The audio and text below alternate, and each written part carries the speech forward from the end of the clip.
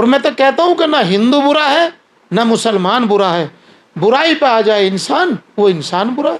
हिंदू धर्म से नफरत करना ये इस्लाम नहीं कहता, और मस्जिद की मीनारें तोड़ो कोई राम नहीं कहता। नमस्कार, टुडे न्यूज़ के साथ आज हम पहुंचे हैं समाजवादी पार्टी के कद्दावर नेता उम्मेद पहलवान जी के यहाँ। तो यहाँ हम आज बात करेंगे जो कि अभी गुलाम नबी आज़ाद जी का एक बयान था, जो उन्होंने कहा था कि 15 जो मुसलमान धर्म है वो भी 1500 साल जो भी 1500 साल पहले ही आया है, पहले नहीं था। तो उसके बारे में बात करेंगे। सर आप बताइए ज़रा, उन्होंने जो बयान दिया था कि 1500 साल पहले ही मुसलमान धर्म आया है, उनके बयान के पीछे का क्या लॉजिक रहा हो? देखिए, सबसे पहले मैं आपका चैनल का शुक्रिया अदा करता हूँ। दूसरी बात हम ये बताना चाहते हैं कि जब से ये दुनिया बसी, जब से सिलसिला चलता आ रहा है, और पता नहीं गुलाम नबी आज़ाद एक वरिष्ठ नेता हैं, बड़ी पार्टी में रहे, बड़े पदों पे रहे, अब उन्होंने अपनी पार्टी बना ली, कांग्रेस में जो मलाई उनको मिली उससे दूर हो गए, उसके बाद उन्होंने अपनी पार्टी बना ली, और पार्टी बनाने के बाद कहीं ना कहीं बीजेपी के साथ चाय कॉफ़ी पी ली होगी, जो उनको अपने धर्म के बारे में नहीं पता।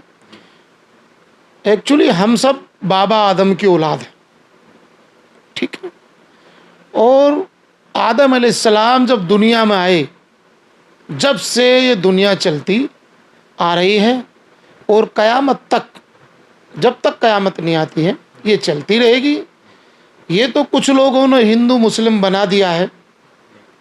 गुलाम नबी आज़ाद खुद एक मुसलमान हैं, और जब वो कांग्रेस में थे काफ़ी सालों से, तो कभी उनके ऐसे बयान नहीं आए। मैं समझता हूँ कि इतने जिम्मेदार आदमी किस तरीके से ऐसा बयान दे सकते हैं कि पहले हम हिंदू थे मुसलमान हैं, या मुसलमान है फिर हिंदू हो जाएंगे। इस तरीके की बात एक जिम्मेदार व्यक्ति, शायद वो मुख्यमंत्री भी रहे हैं, मुझे लगता है कि वो मुख्यमंत्री रहे हैं, सुना है मैंने, तो ऐसे महत्वपूर्ण पद पर रहने के बावजूद भी अगर वो बात हिंदू मुसलमान की करे तो मैं उचित नहीं समझता कि ये भाषा उनके लिए अच्छी। उनका कहना ये भी था कि 600 साल पहले जो कश्मीर में थे सारे कश्मीरी पंडित थे, वो धीरे धीरे कन्वर्ट होकर वहाँ मुसलमान आते रहे। तो जब आप मुख्यमंत्री थे तो आपने क्यों नहीं उनको वापसी उनके धर्म में पहुँचाया? अगर वो हिंदू थे और उनको ज़बरदस्ती मार पीट के, यही तो कहने का मतलब है कि उनको ज़बरदस्ती मार पीट के कन्वर्ट करा कर मुसलमान बनाया। अगर गुलाम नबी आज़ाद साहब की ये सोच अब हो गई है, तो मैं उन्हें ये बताना चाहता हूँ कि जब आप स्वयं उस प्रांत के, उस राज्य के मुख्यमंत्री रहे, तो आपको हिंदू समाज के साथ जो अत्याचार हुआ था उनके साथ इंसाफ करना चाहिए था। आपको कहना चाहिए था कि भाई आपको मार पीट के मुसलमान बनाया है, चलिए आप वापसी अपने धर्म में चले जाइए, आप हिंदू बन जाइए, हम आपको तमाम मंदिर दे देते हैं, आपको नौकरी दे देते हैं, आपको मकान दे देते हैं। कर देना चाहिए। तो किसने रोका था उनको? मुख्यमंत्री की तो खुद की पावर होती, उनको किसने रोका था? हमारे हिंदू भाइयों को उनका हक दे देना चाहिए था, यदि वो ऐसा कहते। इस पूरे लॉजिक के पीछे, उनके कहने के पीछे का क्या लॉजिक हो सकता है? देखिए, लॉजिक साफ ये है कि 2024 का चुनाव है। बहुत बड़ी उनकी गलती रही है कि उन्होंने कांग्रेस पार्टी को छोड़ा।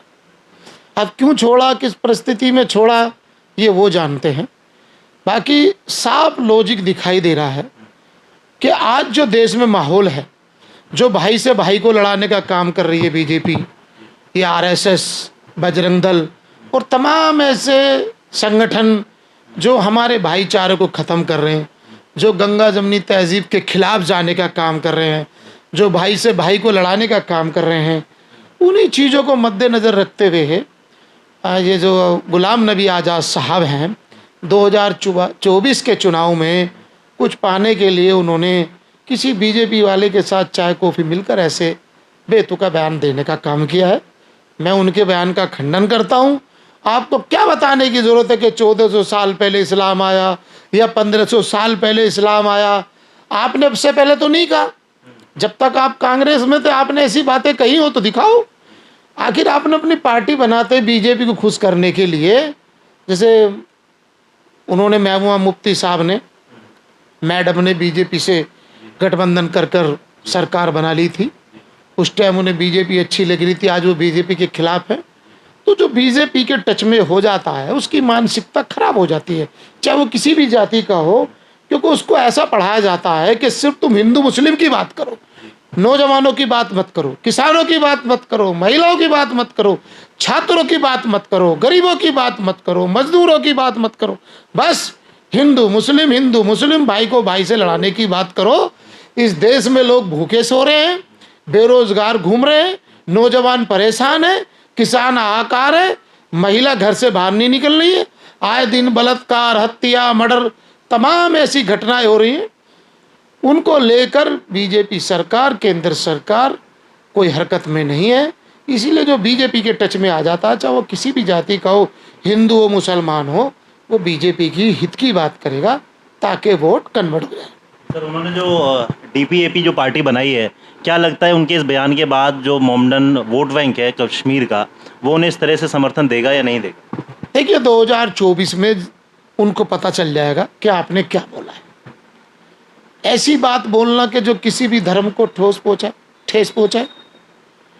मैं बेशक मुसलमान हूँ, मगर हमारा इस्लाम ये कहता है कि अगर तुम्हारे पड़ोस में कोई हिंदू समाज का एक भी व्यक्ति अगर भूखा सो गया तो हमारा इस्लाम में ये बात नहीं है। इस्लाम में ये है कि जो तुम्हारे घर पे पड़ोसी है, अगर वो हिंदू समाज का, तो अगर वो भूखा सो गया तो हमारे इस्लाम के खिलाफ है, हमारे धर्म के खिलाफ है। हिंदू धर्म से नफरत करना ये इस्लाम नहीं कहता। और मस्जिद की मीनारें तोड़ो, कोई राम नहीं कहता। और मैं तो कहता हूँ कि ना हिंदू बुरा है ना मुसलमान बुरा है, बुराई पे आ जाए इंसान, वो इंसान बुरा है। तो हिंदू मुसलमान की बातें तो करनी नहीं चाहिए। मैं जहाँ रहता हूँ या कुछ चुनिंदा लोग मुसलमानों के घर हैं, सब हिंदू समाज के लोग हैं, त्यागी है, गुजर हैं, जाट हैं, दलित हैं, वाल्मीकि हैं, सभी समाज के लोग रहते हैं। सभी हम त्यौहार मनाने का काम करते हैं। लोनी में आज तक कभी हिंदू मुस्लिम की बातें भी नहीं हुई। पड़ोस दिल्ली में दंगा हुआ था, हम तो उस टाइम उम्रे पे गए थे, मगर कुछ लोनी के उत्पाती लोग हैं जो लोनी में कराना चाहते हैं। बाकी लोनी के बुद्धिजीवी लोग हैं सभी समाज के। और मैं समझता हूँ कि जब तक ये दुनिया रहेगी, लोनी में भाईचारा कायम रहेगा। और आपने देखा होगा भी, लोनी नगर पालिका के चुनाव में सभी जाति के लोगों ने हिंदू मुस्लिम भाईचारा कायम रखा और बीजेपी को यहाँ से हराने का काम किया। और गठबंधन का प्रत्याशी श्री रंजीता धामा यहाँ से भारी मतों से विजय हुई हैं। ये भाईचारा कायम रखने की मिसाल लोनी के लोगों ने दी।